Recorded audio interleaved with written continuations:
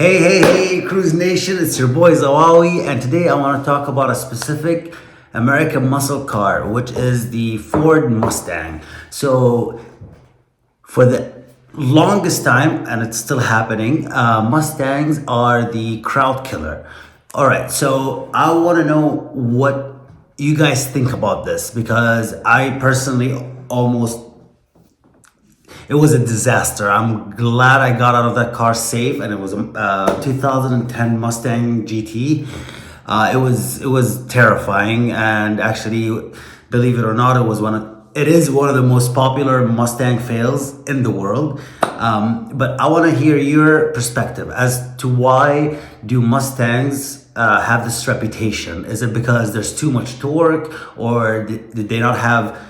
Did they not invest enough money in in the suspension and whatnot? And of course, you have the new models, and I keep forgetting the name. I think it's the GTD, which is supposed to go against the 911 GT3 RS and so on. But for the majority, people keep losing control. And I have to mention one specific person, Ahmed Al-Marzouk, who is a member of Cruise Nation, and what he did, he invested the majority, I would say 99.99% of the upgrades in suspension, sway bars, and whatnot. And his car is one of the best handling Mustangs I've ever seen, mashallah.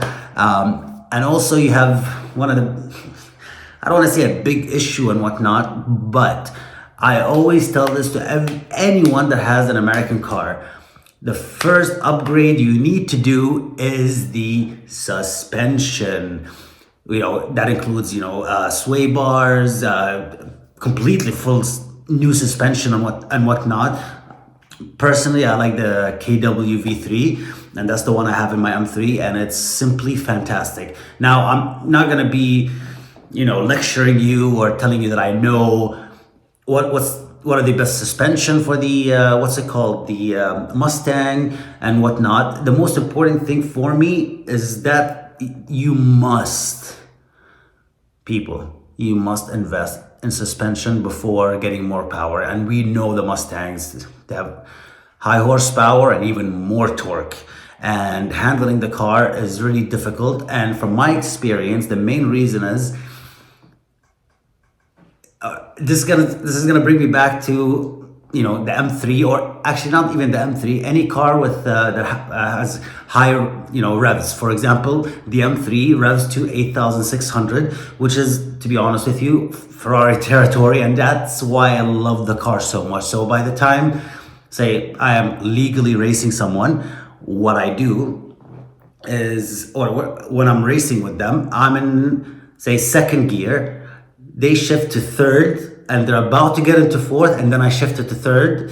And so that really helps when it comes to straight line race, and even in the track, So from your perspective, what do you think is the best modification for Mustang? And not only that, American cars in general, they're always known for not handling very well. And it's something that kills me, because the car is already powerful. All these cars, we're talking about Camaros, Challengers,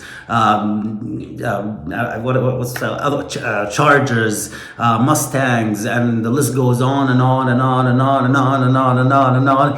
And we need to know what is the best way to make sure that the Mustang is not the crowd killer. We want to change that perception that they're not or should not be crowd killers. So what do you guys think? I've been thinking about this quite a lot. So the mishap I had in the Mustang was my brother's Mustang, and I asked him, I was like, hey, well, listen, it's my responsibility. I messed up. I'm gonna upgrade your entire suspension, from A to Z. And my brother is not a car guy, so he said, nope, I'm okay with going stock, which he did, and the car is immaculate. But there's no way I would ever drive that car, especially if it's an automatic, because it just decides to shift gears, which is kind of scary, to be honest with you. And that's how I actually lost control of the car. And so that's why it's so important for me to discuss this with you. And what do you think would be the best thing to solve this problem?